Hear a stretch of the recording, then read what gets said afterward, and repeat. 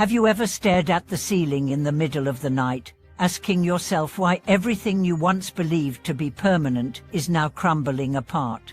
Have you found yourself stunned by the sudden disappearance of things and people you thought would last forever? Welcome back to the channel. Today we are going to journey deep into one of the most transformative teachings in Buddhist philosophy, using the lens of impermanence to dissolve confusion and alleviate inner suffering. At the heart of this exploration are two pivotal insights. First, how impermanence reveals the true nature of all experiences, and second, how by meditating on impermanence, we can reduce internal turmoil and discover authentic peace. Let me start with a scenario that might feel all too familiar. Imagine you've just landed the job you've been working toward for years. As you celebrate, the phone rings. It's the hospital. A loved one has suddenly fallen ill. Or perhaps you've built a warm life with someone special, only to discover, seemingly overnight, that your views and paths are no longer aligned. Maybe your business, one you poured your soul into, is undone by an unpredictable market crash. Without an awareness of impermanence, such upheavals feel like brutal betrayal.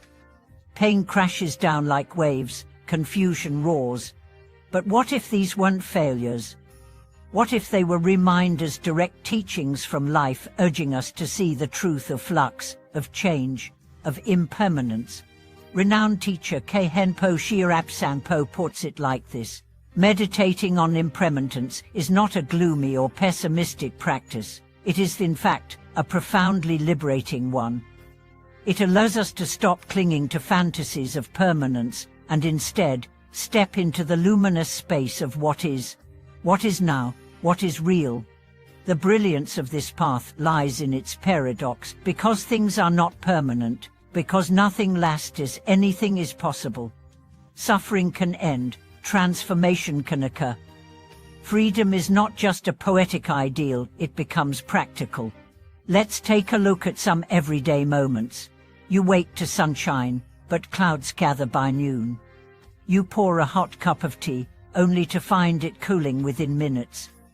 You laugh with someone you love today, but tomorrow they may walk a different road. Impermanence is not just in death, but in every breath, every conversation, every glance that fades. When we meet life with this awareness, we do not become numb, we become grateful. Each experience, precisely because it's fleeting, becomes precious. The now is no longer something we are trying to escape, but a homecoming. Imagine eating a bowl of soup and taking a moment to observe the steam rising, the smell shifting, the ingredients melting together. That bowl is no longer just food, it's a meditation, a moment of insight into how everything arises, transforms, and vanishes. In the face of challenges, impermanence becomes an ally, not an enemy. I remember a story of a man named Chen who lost his job during mass layoffs. Anxiety consumed him. Each night, he panicked about rent, about reputation, about the future. But instead of spiraling, he began sitting in silence each morning, repeating, "Everything is impermanent. May this thought free me from fear." In weeks, clarity emerged. He wasn't paralyzed by uncertainty anymore. He could act again. And eventually, a better opportunity found him. Many think that impermanence meditation is for monks or those in caves, but actually, it's designed for the chaos of the real world. On the subway, when someone bumps into you, you can silently say, "This is impermanence in motion." In your office, when projects derail, you can reflect, "Here's another wave of change, I ride it, not resist it." When family tensions rise, rather than ask, "Why are they like this?" you can whisper, "May this be a doorway to greater understanding." The deeper you go, the more you realize impermanence is not just about loss, it's about transformation. You begin to see your anger as smoke, your jealousy as a breeze, your pride as a cloud. In letting go of permanence, you're not giving up reality, you're finally meeting it. This also cultivates profound compassion. Seeing that all beings are in flux, edging, shifting, suffering, we become softer, more open. A stranger's rudeness isn't a personal attack, it's their pain flaring up. A friend's betrayal isn't the collapse of your world, it's the echo of their own confusion. With the mirror of impermanence, we see not just how things fall apart, but how deeply interconnected we all are in that falling. I once met a nurse who worked in hospice care. She said the hardest part of her job wasn't witnessing death, but witnessing the fear of those unprepared to meet it. So she began speaking softly to patients at night. All is like a dream. You are safe to let go. She watched peace enter rooms that had held panic. In those final hours, impermanence was no longer a curse, it was a release. In another story, a businessman hung a framed calligraphy of the word impermanence above his desk. It wasn't decorative, it was his teacher. Every time profits surged or clients vanished, he would look up and breathe, "This too is passing." It kept his heart grounded, his decisions wise. You see, the power of this teaching isn't just in big philosophical ideas, it's in how it shows up in life's smallest rituals. During a family meal, take a breath. See the warmth of the soup, the chatter fading into the air, the way a moment of togetherness trembles like a flame. Then remember it will pass, and because it will pass, it is a miracle worth noticing. I remember once at a reunion, someone suggested we close our eyes and remember our old school days, then chant together, "Those days are gone. May their memories stay in our hearts." It wasn't morbid, it was beautiful.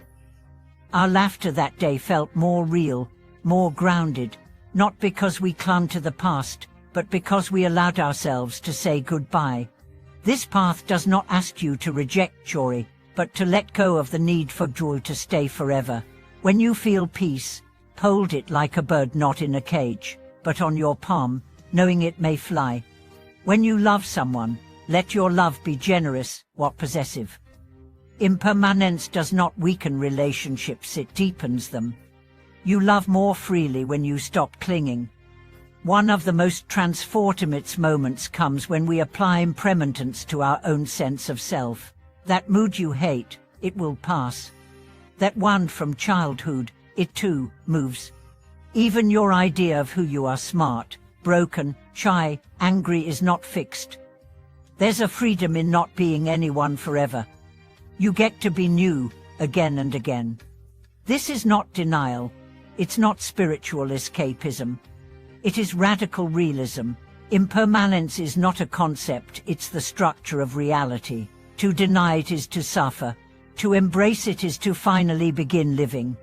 There's a reason great teachers return to this again and again. They know until you understand impermanence, you cannot truly understand anything else. Not love, not loss, not liberation. It is the foundation, the doorway, the spark.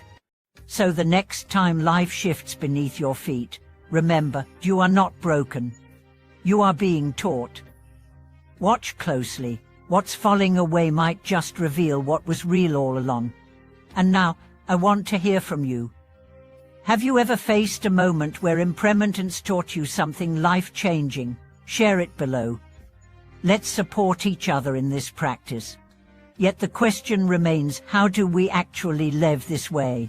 How do we integrate the awareness of impermanence into daily life, not as an idea we recite like a mantra, but as a wisdom that shapes our responses, our relationships, our very identity? To live impermanence is to become a watcher of your own life. Consider your breath. It arises, it lingers, it passes. No breath can be held forever.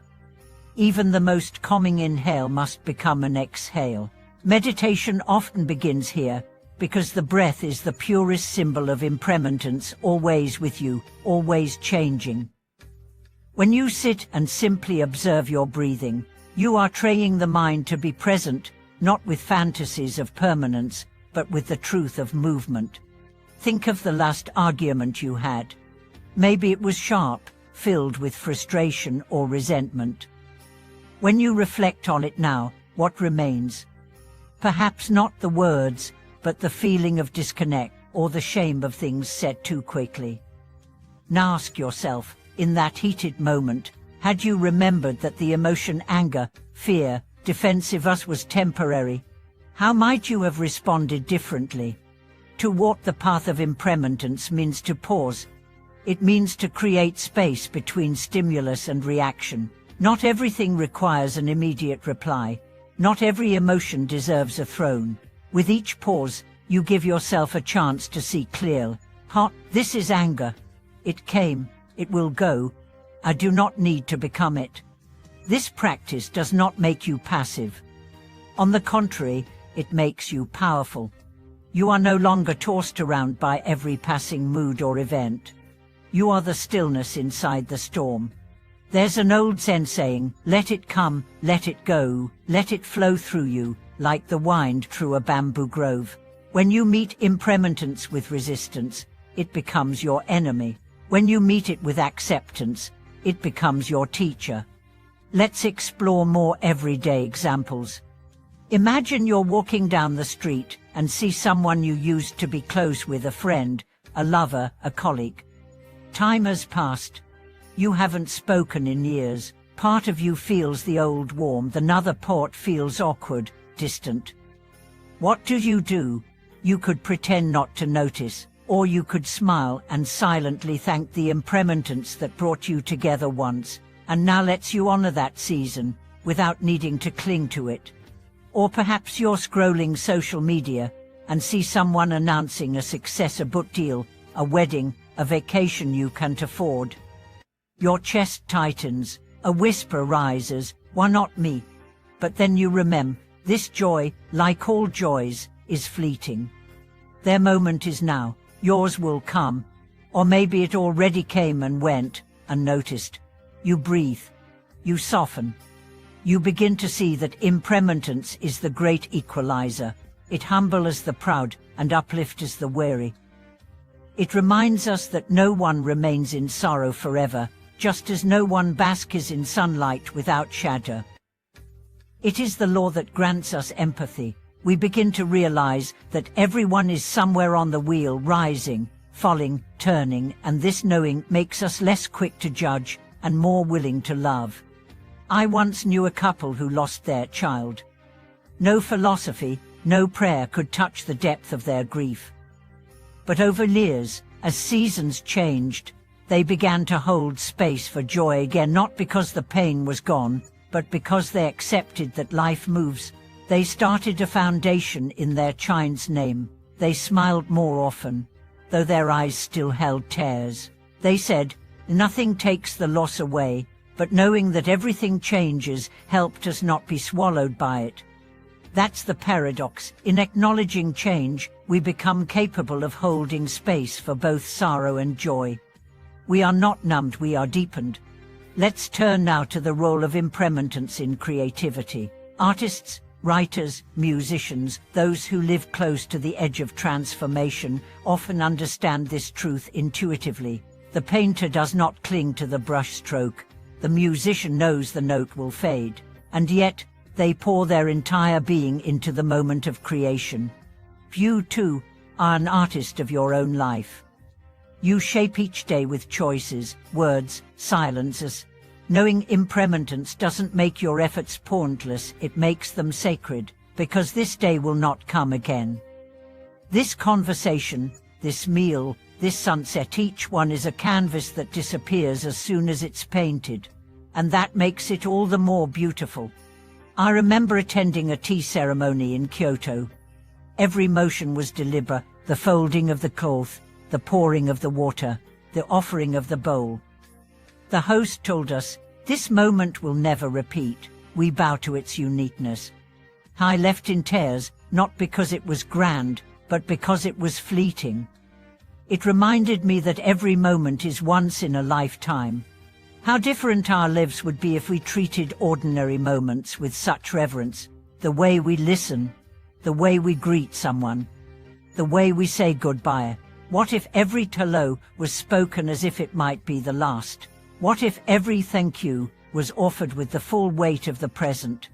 Even the body reminds us of impermanence. Look in the mirror. Notice the lines, the grey hairs, the changing skin. This is not decay, it is the signature of life. Each mark is a memory, each wrinkle is a poem. We are not here to freeze time, we are here to move with it, to dance inside the impermanence and find the rhythm that is ours alone. Now consider the moments you thought would break you, the heartbreak, the illness, the failure. Did they last, or did they slowly, perhaps painfully, give way to something new? That which felt like an ending became a beginning. That which felt like punishment became wisdom. This is not philosophy, it is lived experience. Impermanence does not mean you stop caring. It means you start caring differently. You don't cling because you're afraid it's leaving anyway. Instead, you hold it with open hands, loving fully and letting go when it's time. There's a story of a monk who kept a small bowl by his bed. Every night he would whisper, "One less day to live," and place a grain of sand in the bowl. In the morning, he'd empty it. This wasn't morbid.